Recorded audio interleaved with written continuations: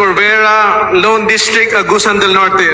After my consultation with our constituents in Agusan del Norte, napag-alaman ko po na overwhelmingly they are not in favor of the impeachment against the Vice President. Christine Alexi Tutor, 3rd District, Bohol, is hereby recognized. Mr. Speaker, my vote of no reflects the voice of my people in the 3rd District of Bohol.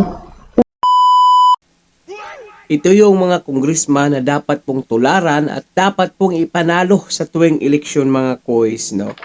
Dahil ito yung mga congressman na mayroon pong mga prinsipyo at dapat sana magipag-usap sana sa kanilang mga constituent bago bumoto pagdating dyan sa Congress dahil nga tinatawag silang representatives o representante ng mga constituent o kanilang mga tauhan dyan sa kanilang mga distrito. Ito po, ay proud po na Bulanon at saka Agusanon mga kuis, mga gaya sayan. Pakinggan po natin. Del Corvera, Lone District, Agusan del Norte, is hereby recognized. Thank you, Mr. Speaker. You know, Mr. Speaker, after my consultation with our constituents in Agusan del Norte, napag-alaman ko po na overwhelmingly they are not in favor of the impeachment against the Vice President. And being their representative, I have to listen to them. Kaya ang pagboto ko ng no ay dala ko ang boses ng taga Agusan del Norte. In fact, it is an expression of the will of the people of my province. Maraming salamat po. Honorable Christine Alexi Tutor, 3rd District, Bohol, is hereby recognized.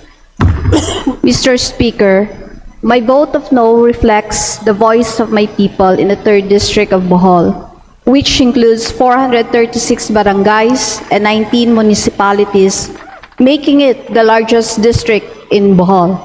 As their representative, I am responding to their call that there are other urgent priorities to address during this time of crisis. I have thoroughly consulted with our people, and this decision represents the overwhelming majority in my district. Kining akong boto mo'y tinuod nga pagpamalandong sa kabubuton sa atong mga katawhan sa tersero distrito. By standing by this decision, I remain committed to protecting our democratic institutions while ensuring that the government's efforts are focused on issues that truly matter to the lives of our people. Thank you, Mr. Speaker.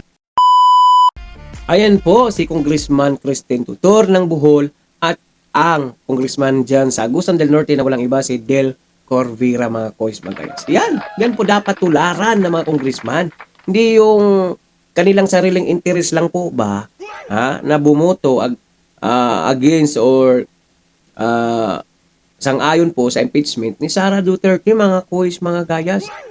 Dapat po makipagkonsulta muna sa kanilang mga constituent, sa mga barangay, sa mga distrito, munisipyo, kung ano po ang kanilang dapat gawin o butuhan against ba or approve ba sila sa impeachment laban sa ating basic presidente. Yan po dapat ipanalo natin mga kois mga gayas.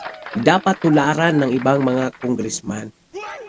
Yung iba naman kasing congressman, pag nakita ka ng mali-malitang pera, yun na.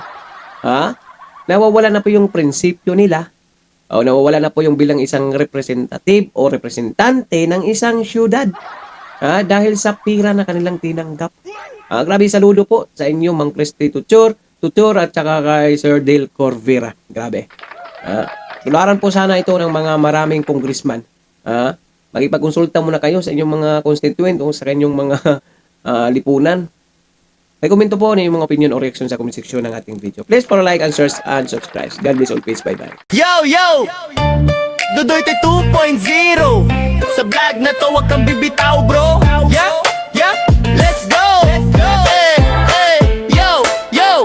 Dudoy palaging andito. Balitang totoo, walang plastikan dito. Sa politika o simpleng usapan, hatid ay vlog, diretsong katotohanan. Dudoy 2.0 Laging trending ang kwento.